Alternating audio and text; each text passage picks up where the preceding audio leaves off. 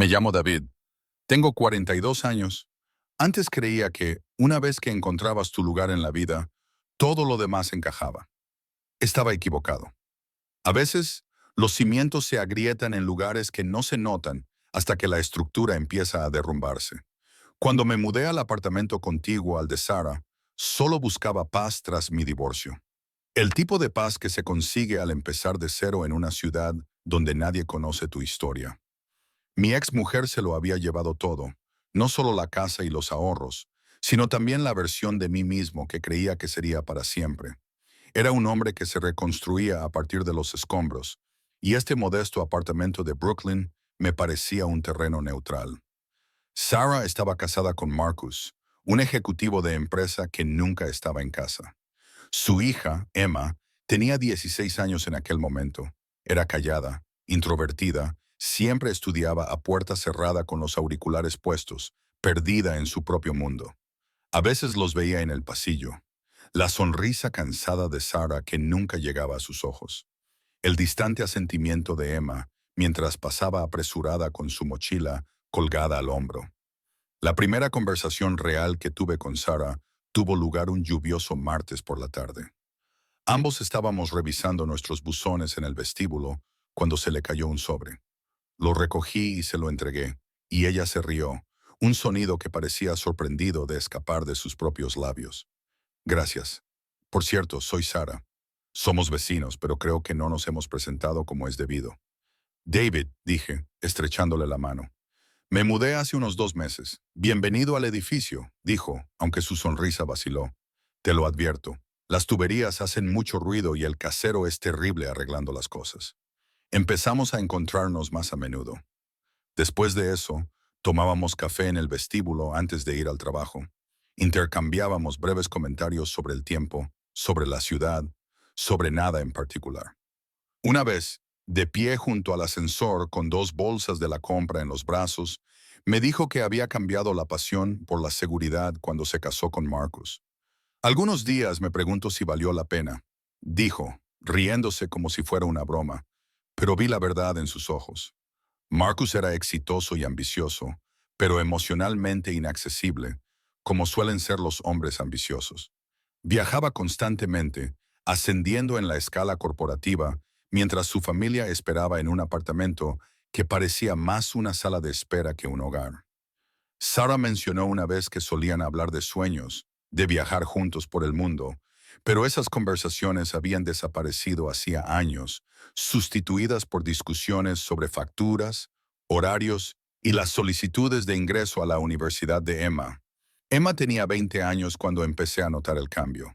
Habían pasado años desde que me mudé y ella había pasado de ser una adolescente introvertida a una joven reflexiva con la calidez de su madre, pero sin su resignación.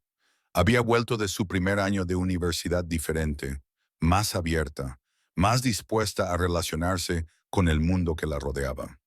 Nos encontramos en la cafetería de abajo, un pequeño local con sillas desiguales y obras de arte locales en las paredes. Una mañana, cuando entré, ella estaba leyendo D.S.F. Key, una lectura densa para un martes, le dije mientras esperaba mi pedido. Ella levantó la vista y sonrió. Es la única forma de empezar el día. Hace que todo lo demás parezca más fácil en comparación. Empezamos a hablar, una conversación informal sobre libros, sobre la vida, sobre la extraña soledad de vivir en una ciudad rodeada de millones de personas. Ella me escuchaba de una manera que me hacía sentir menos invisible en mi solitaria existencia. No con la atención cortés que la mayoría de la gente presta, sino con interés genuino, haciendo preguntas de seguimiento, recordando detalles de conversaciones anteriores. Una noche, Sara estaba fuera visitando a su hermana en Filadelfia. Emma llamó a mi puerta alrededor de las 8 con un paquete que habían entregado por error en su apartamento. Esto es tuyo, dijo, leyendo la etiqueta. Amazon ataca de nuevo. Gracias, le dije, cogiéndoselo. ¿Qué tal va el verano? Nos quedamos allí, en la puerta, hablando durante 20 minutos de todo y de nada. Sus prácticas en una organización sin ánimo de lucro, su frustración por la constante ausencia de su padre, la silenciosa tristeza de su madre que nadie parecía reconocer. Hablaba con una franqueza que me pilló desprevenido, como si hubiera estado reprimiendo esos pensamientos durante demasiado tiempo y finalmente hubiera encontrado a alguien que pudiera entenderla. Antes de marcharse, se detuvo en el umbral y dijo en voz baja, «Pareces alguien que entiende lo que es estar solo». Esas palabras se me quedaron grabadas más tiempo del que deberían. Cerré la puerta y me quedé de pie en mi apartamento vacío, rodeada de muebles que aún me parecían provisionales después de 4 años, y me di cuenta de que tenía razón. Lo entendía, quizá demasiado bien. Durante las semanas siguientes, Emma y yo nos cruzamos más a menudo. Las conversaciones en la cafetería se convirtieron en paseos por el barrio, discusiones sobre arte, sobre sueños aplazados, sobre las extrañas formas en que la vida no sale como esperas. Durante las siguientes semanas, Emma y yo nos cruzamos más a menudo. Las conversaciones en la cafetería se convirtieron en paseos por Prospect Park, discusiones sobre arte, sobre sueños aplazados, sobre las extrañas formas en que la vida no sale como esperas. Me dije a mí mismo que era inofensivo, que solo estaba siendo un buen vecino, tal vez incluso una figura mentora. Pero la verdad es que me encontraba deseando verla de una manera que me incomodaba. Tenía una forma de hacer preguntas que iba más allá de las cortesías superficiales. ¿Por qué terminó tu matrimonio? Me preguntó una tarde, mientras estábamos sentados en un banco viendo a los perros jugar en el parque. La mayoría de la gente evitaba preguntar directamente, eludiendo el tema con eufemismos cuidadosos. Nos distanciamos. Le di la respuesta habitual. Pero ella esperó en silencio y de alguna manera ese silencio exigía más honestidad. Creo que ambos queríamos versiones diferentes el uno del otro. Ella quería a alguien más ambicioso, más sociable. Yo quería a alguien que se contentara con tardes tranquilas y cosas sencillas.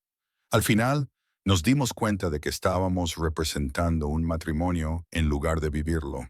Eso es lo que hacen mis padres, dijo en voz baja. Representar. Mi padre representa el papel de proveedor. Mi madre representa el papel de esposa satisfecha y yo se supone que debo representar el papel de hija agradecida que no se da cuenta de lo vacío que es todo. Debería haber cambiado de tema.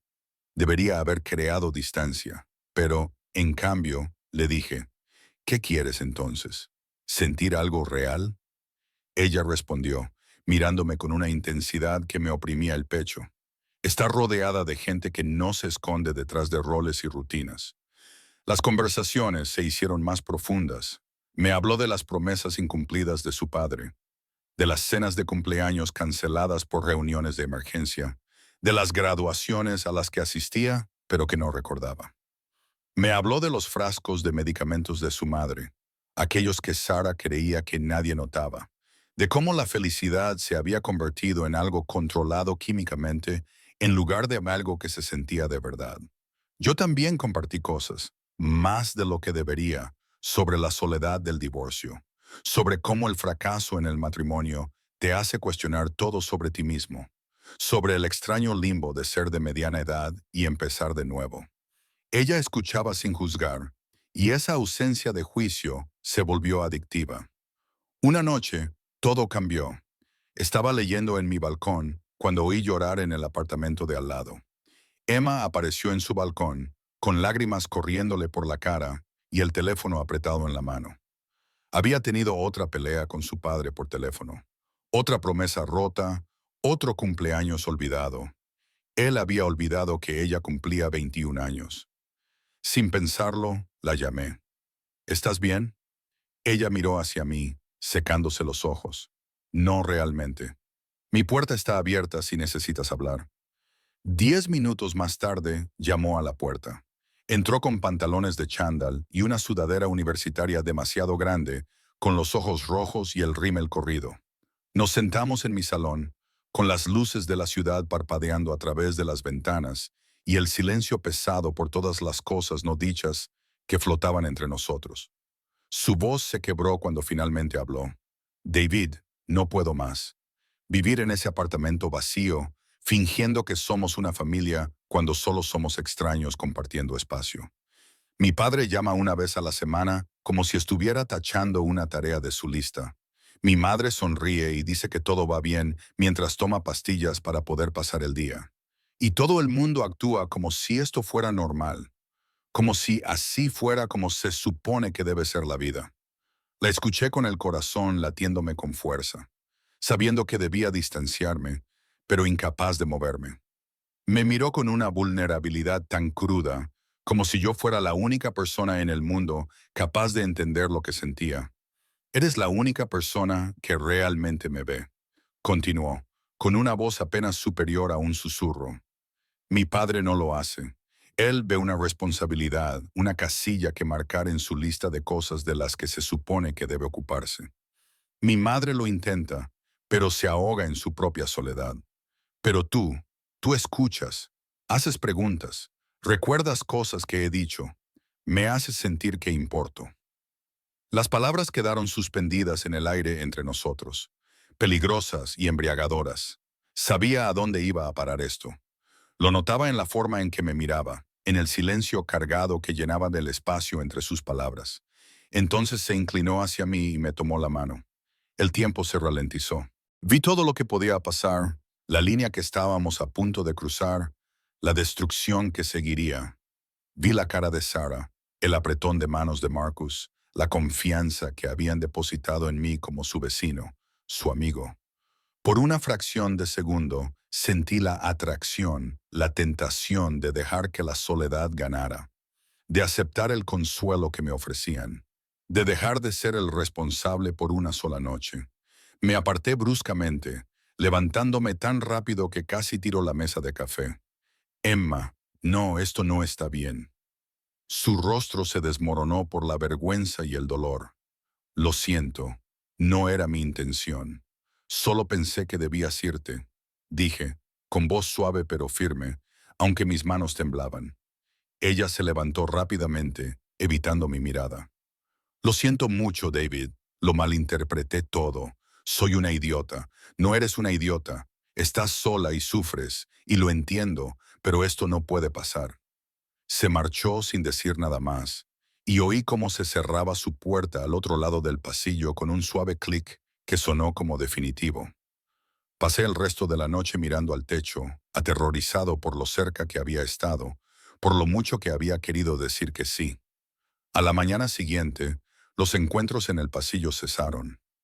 Emma me evitaba por completo, subía por las escaleras en lugar de usar el ascensor, se marchaba temprano antes de que yo me despertara y volvía tarde, después de que yo me hubiera acostado. La cafetería de abajo se convirtió en un lugar al que no podía ir sin mirar primero a mi alrededor, con la esperanza y el temor, a partes iguales, de encontrarla allí. Cuando vi a Sara en el vestíbulo unos días más tarde, parecía ajena a la tensión que había envenenado el ambiente entre nuestros apartamentos.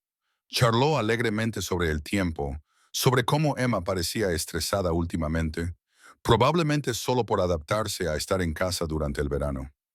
Marcus está en Seattle esta semana, añadió con esa sonrisa ensayada. Otra fusión, ya sabes cómo es. Asentí, fingiendo que lo sabía, fingiendo que todo era normal. Pero por dentro, la culpa me estaba devorando. Cada vez que veía a Sara, quería confesarle todo, decirle que su hija había acudido a mí desesperada, que casi les había fallado a ambas, que la confianza que había depositado en mí como vecina y amiga había sido puesta a prueba de formas que ella nunca sabría. El verano se alargaba. Oía la puerta de Emma abrirse y cerrarse a horas intempestivas. A veces la veía de refilón en el aparcamiento, entrando rápidamente en su coche, sin mirar nunca hacia mi ventana. La fácil amistad que habíamos construido a lo largo de meses se había desintegrado en una sola noche, sustituida por una vergüenza tan densa que podía sentirla a través de las paredes. Una tarde a finales de julio, Marcus llamó a mi puerta.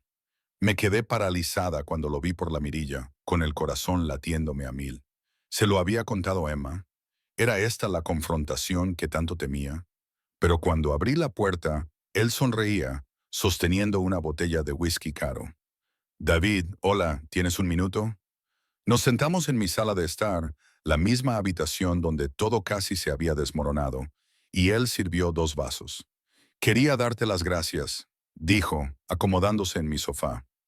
Sara me dice que has sido un buen amigo para ella estos últimos años y también para Emma. Me ha dicho que has hablado con ella de libros y le has dado consejos sobre la vida. Eso significa mucho, tío. Sé que no estoy mucho por aquí.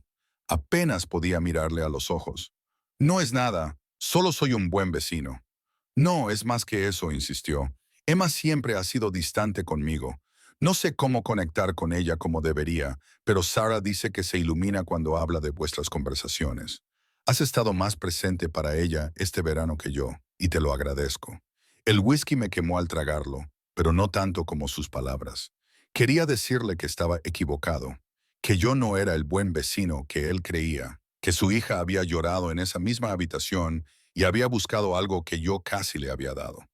Tú eres su padre, le dije finalmente. Te necesita, no un vecino que habla de libros. Se rió, un sonido teñido de tristeza. Quizás, pero últimamente me pregunto si ya he perdido esa oportunidad. Apenas me habla. La mitad de las veces no responde a mis llamadas. Hizo una pausa, mirando fijamente su vaso. ¿Alguna vez has sentido que has construido toda una vida exitosa? Pero en algún momento del camino olvidaste para qué era todo eso. Lo miré de verdad. Ahí estaba un hombre que lo tenía todo según los criterios convencionales. Éxito, dinero, una familia preciosa, y sin embargo, estaba sentado en mi modesto apartamento bebiendo whisky caro porque se sentía tan solo como el resto de nosotros. Sí, dije en voz baja, sé exactamente lo que quieres decir. Un mes después, Emma se mudó para estudiar un posgrado en Boston. Oí el camión de mudanzas temprano un sábado por la mañana. El sonido de las cajas al cargarlas, la voz de Sarah dando instrucciones. Me quedé dentro, mirando desde detrás de la cortina como un cobarde hasta que oí que el camión se alejaba. Sarah lo mencionó casualmente unos días después en el vestíbulo. La casa parece tan vacía ahora, dijo, con una sonrisa que no conseguía ocultar del todo la tristeza. Pero Emma está emocionada. Un nuevo comienzo, ya sabes. Parecía dispuesta a marcharse de aquí. La culpa se duplicó. Emma no se había ido simplemente a estudiar. Había huido, escapado de la incómoda realidad de lo que casi había sucedido entre nosotros. Pasaron los meses, las estaciones cambiaron. Llegó el otoño con su luz dorada y su aire fresco. Veía a Sarah de vez en cuando y me comentaba que Emma estaba bien, que le iba muy bien en Boston y que apenas volvía a casa, ni siquiera en vacaciones. A veces me envía mensajes, me dijo Sarah una tarde. Nunca pregunta por su padre. Es como si nos hubiera borrado a los dos de su vida. Acepté el silencio de Emma como un castigo que me merecía. Silencioso, apropiado, interminable. Dejé de ir a la cafetería y encontré un nuevo lugar a 3 manzanas de distancia. Evitaba el parque por donde solíamos pasear. Borré las rutas que nuestra amistad había trazado por el barrio. Entonces, una mañana de otoño, llegó una carta. Sin remitente, solo mi nombre escrito con una letra familiar. Me temblaban las manos al abrirla. Estaba en mi cocina, con la luz de la mañana entrando por la ventana. Entonces, una mañana de otoño llegó una carta. No tenía remitente, solo mi nombre escrito con una letra familiar. Me temblaban las manos al abrirla. Estaba en mi cocina, con la luz de la mañana entrando por la ventana. El papel era sencillo, de color crema, y su letra era cuidadosa, mesurada, como si hubiera redactado la carta varias veces antes de decidirse por la versión final. David, comenzaba, no te culpo. Necesito que lo sepas antes que nada. He pasado estos últimos meses en Boston tratando de entender lo que pasó esa noche, y me he dado cuenta de que estaba perdida y sola.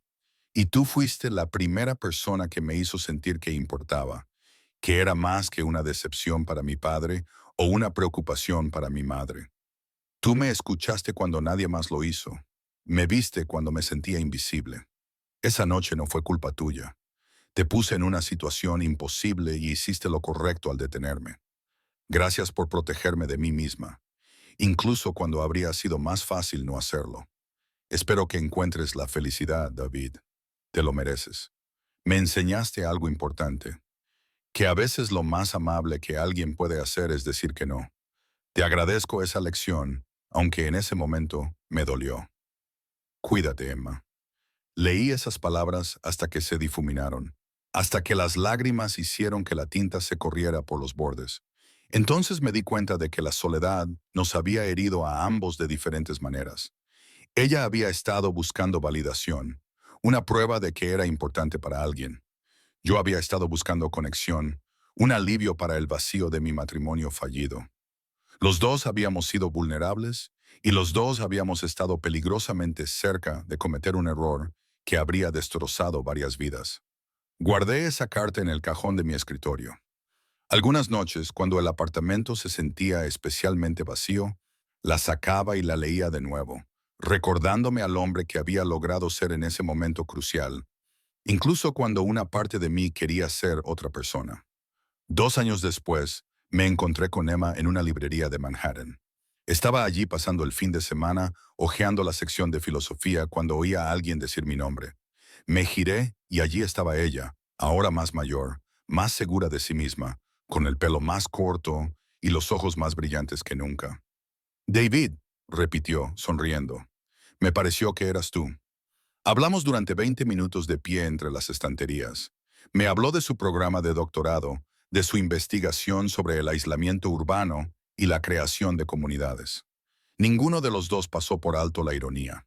Ella había convertido su propia experiencia de soledad en algo significativo, algo que podría ayudar a otros. Me alegro de haberte encontrado, me dijo mientras caminábamos juntos hacia la salida. Llevaba mucho tiempo queriendo decirte esto en persona. Gracias por ser fuerte aquella noche en la que yo no pude serlo. Podrías haberte aprovechado de la situación y no lo hiciste. Eso lo dice todo sobre quién eres. Asentí con la cabeza, conteniendo las lágrimas, porque ambos entendíamos lo cerca que habíamos estado de destruirlo todo. Te merecías algo mejor de lo que yo podía darte, le dije. Te merecías a alguien que te protegiera incluso de tu propio dolor. Los dos lo merecíamos, respondió en voz baja. Sarah y Marcus acabaron divorciándose. Me enteré por el casero que lo mencionó casualmente mientras arreglaba mi fregadero. Sarah se había mudado a un apartamento más pequeño en el centro, había vuelto a pintar y había redescubierto partes de sí misma que había enterrado durante años durante su matrimonio. Todavía tomamos café juntos de vez en cuando, cada pocos meses, y ella habla de sentirse por fin libre, aunque la soledad en sus ojos sigue siendo diferente ahora, pero sigue presente. Marcus se volvió a casar en menos de un año con alguien más joven, alguien que aún no sabía nada de las promesas vacías y los interminables viajes de negocios, y así comenzó el ciclo de nuevo. Por lo que tengo entendido, Emma ahora mantiene las distancias con él. Está construyendo una vida según sus propios términos, aprendiendo a llenar su propio vacío en lugar de buscar a otros que lo llenen por ella. Yo sigo en el mismo apartamento, sigo soltera, sigo aprendiendo a vivir con el peso de lo que casi sucedió. Salgo con alguien de vez en cuando, mantengo conversaciones cautelosas durante la cena que rara vez llevan a ninguna parte, porque he aprendido que la soledad lleva a tomar malas decisiones, y ahora intento ser más cautelosa. Algunas noches pienso en aquel momento en mi sofá, la mano de Emma buscando la mía. La aterradora atracción de dos personas solitarias que buscan calor en el lugar equivocado. Pienso en lo fácil que habría sido decir que sí, dejar que una noche de consuelo borrara los límites que deberían habernos protegido a ambos. Aprendí algo esa noche que se ha quedado conmigo en todas las noches solitarias desde entonces. La soledad no solo nos hace vulnerables, nos hace peligrosos el uno para el otro. Susurra promesas que no puede cumplir. Ofrece consuelo que conlleva un coste devastador. Nos convence de que cualquier conexión es mejor que ninguna conexión, que cualquier calor es mejor que el frío. Emma y yo no cruzamos esa línea, pero nos acercamos lo suficiente como para ver lo que había al otro lado. Y ese conocimiento nos cambió para siempre. Algunos límites existen no porque no queramos cruzarlos, sino porque cruzarlos destruiría precisamente aquello que buscamos: conexión, confianza, la posibilidad de un calor humano genuino que no venga envuelto en vergüenza y arrepentimiento.